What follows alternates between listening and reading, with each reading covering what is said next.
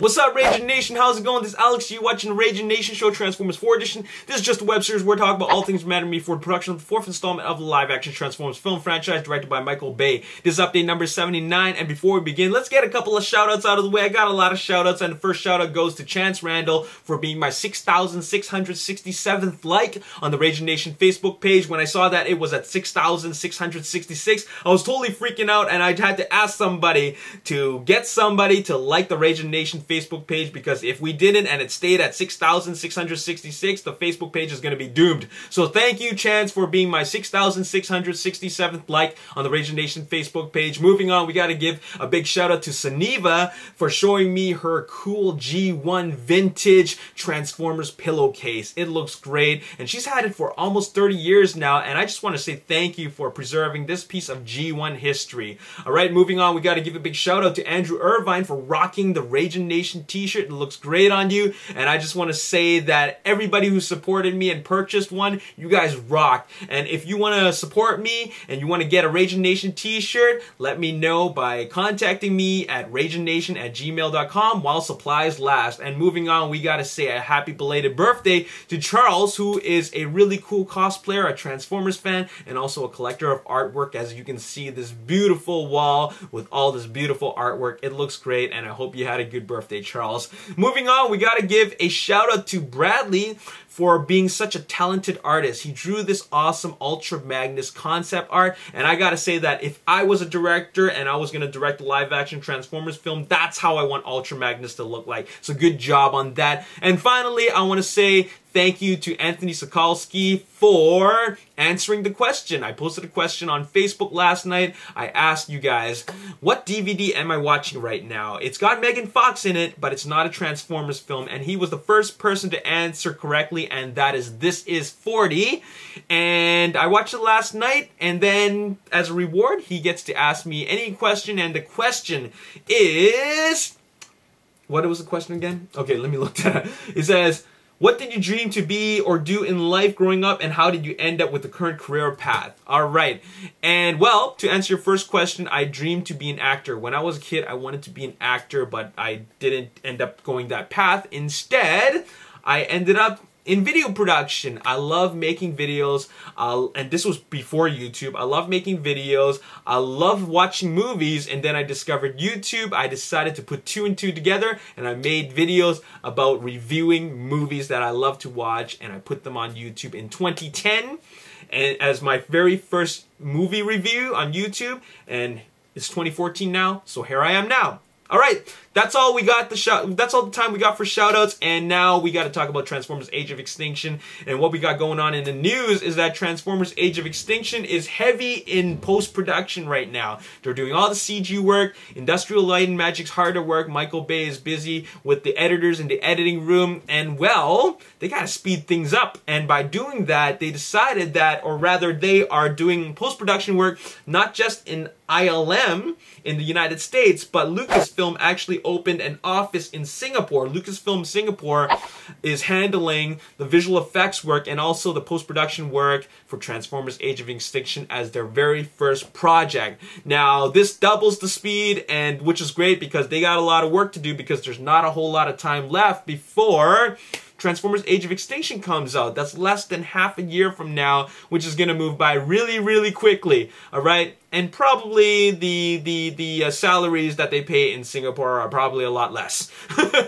Anyways, moving on, we got to talk about Hasbro and Takara. As you already know, when Transformers movies come out, one of the things that always get leaked out is toys. Toy lists. You know, the shipping lists or the distribution lists for all the cool stuff. And apparently the Takara stuff is going to be a little bit different from Hasbro, and we already knew this. We just wanted to know how different, and it's usually by paint job, paint scheme, metallic or non-metallic, silver, chrome versus gray plastic. Alright, that's usually how it goes with the Hasbro versus Takara paint jobs, but it turns out that Takara is going to have some very exclusive, Japanese exclusive Transformers, and what they are consists of redecos of existing Transformers 1, 2, and 3 toys. Now this is a very interesting thing because what we have here is stuff like, let me take a look at this list here. Bumblebee,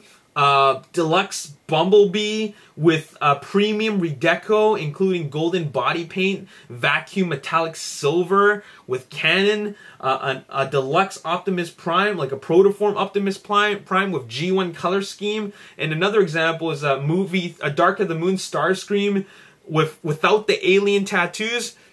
So this is going to be very interesting. It's almost like a whole new line of the Transformers movie toys, but with premium redecos. So I'm very curious to see what that's going to look like. I wasn't too crazy about the movie line. I thought they were decent, but I didn't go all over them. So this might change things, especially if they're revisiting old molds, because they might put on a really cool job, or do a good job with new repaints. So who knows where that's going to go, but I'm totally interested in the turnout. Moving on, we gotta talk about Transformers footage. When are we going to see Transformers footage? And of course, Super Bowl's coming soon, but when are we going to see like a highlight reel or like a sizzle reel or just some 1-minute highlight of a bunch of cool scenes? When are we going to see something like that? Well, there was a party that was thrown for the cast and crew. I don't know when it took place, but Michael Bay showed off a 10-minute highlight reel, which included a lot of action. And a lot of this action actually took place in the United States. And they were filming all over the United States, and they were able to put together, he was able to put together like a little action reel with a lot of action explosions for only the scenes that took place in the United States. None of the Hong Kong or China stuff. So I'm just curious to know that if there's that much action in the United States scenes, how much more action is there going to be in the Hong Kong scenes? When Michael Bay was filming in Hong Kong for the 10 or 12 days, it was all action stuff. Every day was a car chase. Every day was some foot chase, or every day was explosions. It was pretty crazy. So I'm just thinking that the Hong Kong scenes are going to be badass. All right. Finally, let's talk about Autobots, or specifically a very specific Autobot, and that is the one playing the Bugatti Veyron, and that is Drift. Now, we already knew that Drift, previously from before in the IDW comics, was a samurai. He wielded a long sword, or he sometimes even wields double swords, but at the end of the day, he's got a lot of Japanese influence on him. Now, Drift, we already saw the pop toy for him. He looks like a samurai. And that's no surprise, but it's totally solidified as a samurai in this little mock-up artwork for this Drift costume. And now he looks full on like a samurai, and I'm not surprised. One thing about Michael Bay's Transformers universe is that he's no stranger to ethnic Transformers, or ethnic influenced Transformers. From the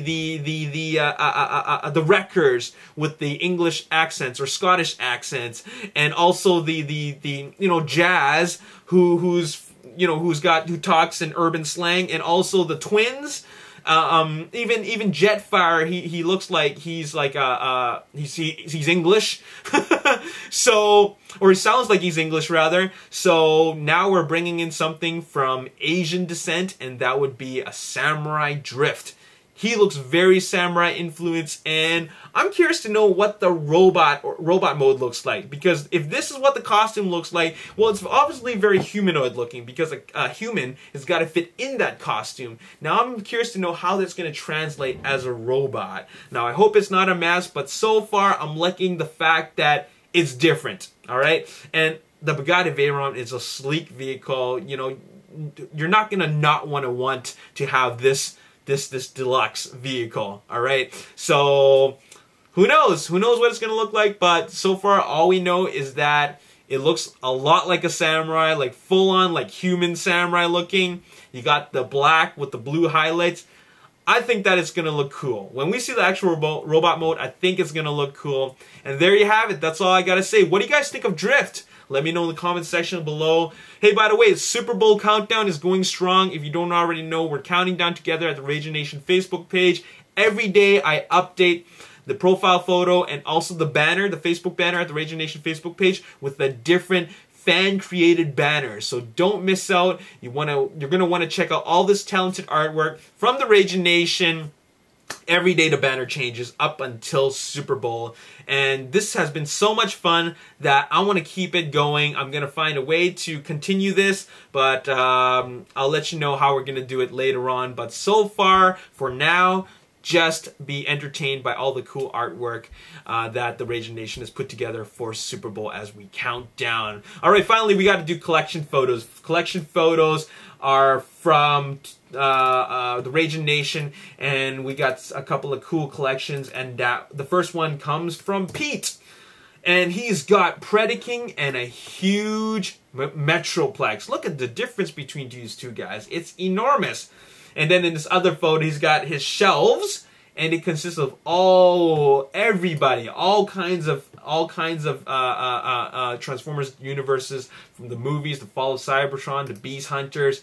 Holy cow. Lots and lots of stuff. Ultimate Optimus Prime in the back, and just a very great looking collection. I like the fact that you got robots in the back and vehicle modes in the front. Not necessarily the same character, but still, there's a bit of uniform there where you see the vehicles are in the front of the robots. So very, very cool stuff. And the last collection I'm going to show you is from Jason.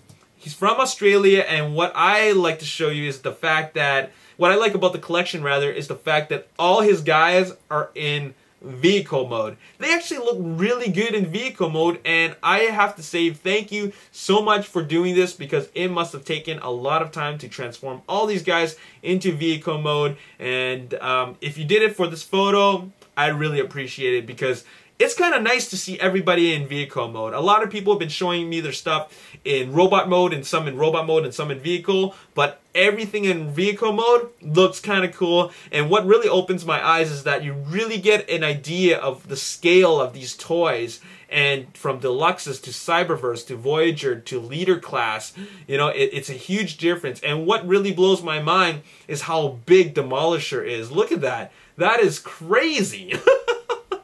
And Mixmaster looks good, and man, this is a great collection. So thumbs up to both of you guys, and thanks for showing me your collections. As always, if you enjoyed this video, hit the like button, subscribe to the YouTube channel, like me on Facebook, The Ragin Nation. Also follow me on Twitter at Ragin Nation, and check out my photos on Instagram at The Ragin Nation. My name is Alex. Thanks for watching. I'll see you next time. Peace. And then all the parts are behind him, and it doesn't look like there's much articulation going on. Really, really basic articulation for a leader class.